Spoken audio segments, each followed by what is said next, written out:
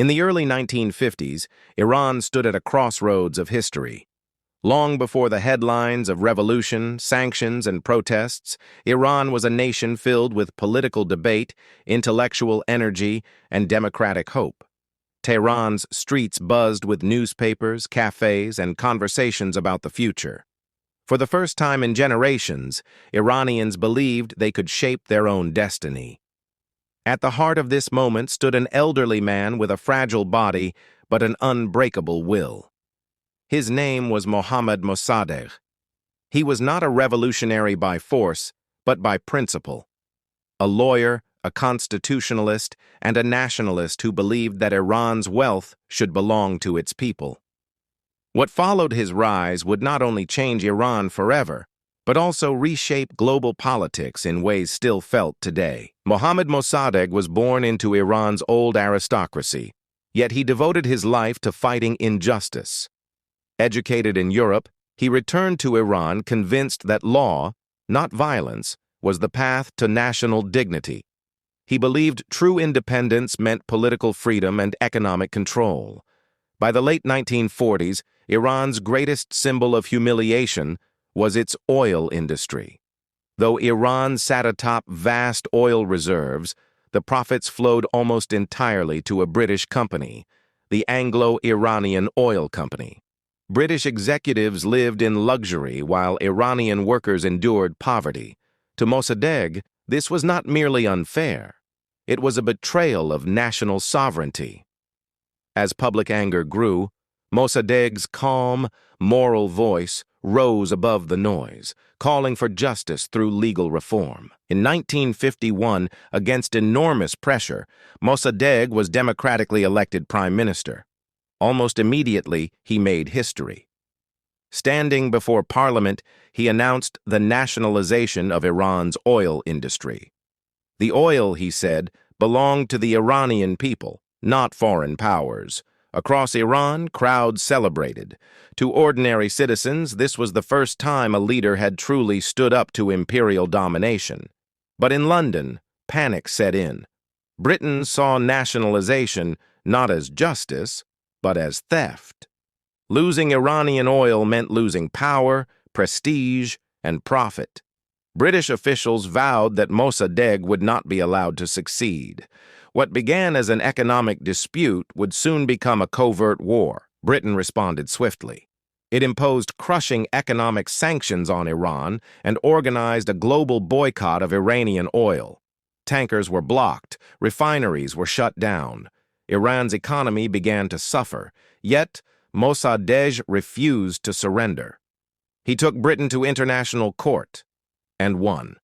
The world briefly saw Iran as a small nation standing up to empire. But Britain had another plan. Unable to act openly, it turned to secret methods, and for that, it needed help. Across the Atlantic, a new superpower was rising, one deeply fearful of communism, one willing to intervene quietly. The United States of America. To Washington, the early 1950s were defined by Cold War paranoia. The Soviet Union loomed large in American imagination. Any nationalist movement was viewed with suspicion. Although Mossadegh was not a communist, U.S. officials feared that economic instability might push Iran toward the Soviet sphere. Britain skillfully framed Mossadegh as a danger, not just to oil interests, but to global security. Slowly, American opinion shifted. In secret meetings, intelligence officials debated Iran's future. Eventually, a decision was made that would echo through history. Mossadegh had to go. Democracy, it seemed, was negotiable. The CIA named the operation Operation Ajax. Its goal was simple and brutal: remove Iran's elected leader and restore the Shah's authority. But this would not be a traditional invasion. There would be no American soldiers marching through Tehran. Instead, the CIA would manipulate Iran from within. Money became the weapon, propaganda the ammunition, democracy the casualty. The plan relied on chaos, manufactured chaos. If Iran could be made to look unstable, Mossadegh could be painted as incompetent and dangerous. The stage was set for one of the most infamous covert operations of the 20th century. CIA agents funneled large sums of money into Iran. Politicians were bribed. Newspaper editors were paid to publish lies. Religious leaders were manipulated into turning against Mossadegh. Fake stories flooded the press, accusing the prime minister of atheism, dictatorship, and treason. Even street gangs were recruited. They were paid to riot in Mossadegh's name, burning shops and attacking citizens, so the public would associate democracy with disorder.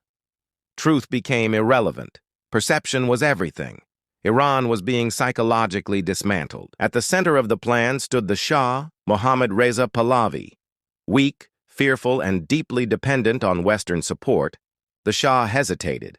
He knew removing Mossadegh would make him a traitor in the eyes of many Iranians. When ordered to dismiss the prime minister, he panicked and fled the country. For a brief moment, it seemed the coup had failed. Mossadegh remained in power. The CIA was humiliated. But they were not finished. On August 19, 1953, the operation was relaunched. This time, the streets of Tehran erupted.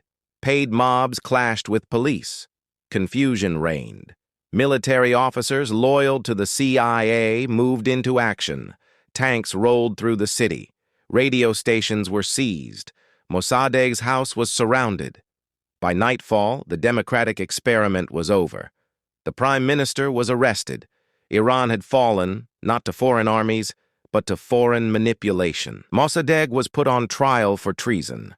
The man who had defended Iran through law was condemned by a system now stripped of legitimacy. He was sentenced to 3 years in prison, followed by lifelong house arrest. He would never again hold office. He would never again speak to his people freely. When he died in 1967, he was denied a public funeral. Even in death, the state feared his legacy. The Shah returned to Iran as a hero, at least in Western headlines. In reality, he returned as an autocrat. Backed by American power, he dismantled democratic institutions and ruled through fear. With CIA assistance, he created Savak, a secret police force notorious for surveillance, torture, and disappearances. Iran became a police state. Oil profits flowed once again, this time shared between Western corporations and the royal elite. The people were silenced. For decades, resentment simmered beneath the surface. Iranians remembered Mossadegh. They remembered the stolen election. They remembered the lies. Every act of repression deepened public anger. When protests finally exploded in 1979, they were not spontaneous.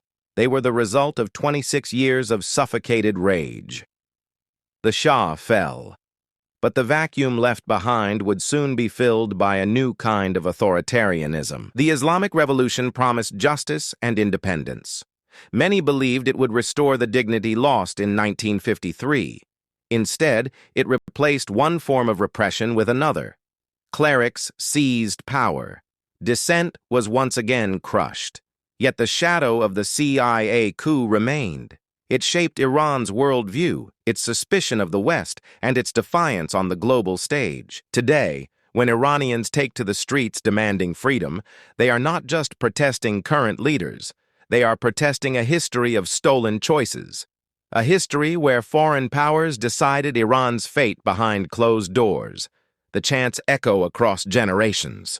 The wounds of 1953 remain unhealed. For Americans and Europeans, the Mossadegh coup is often a footnote.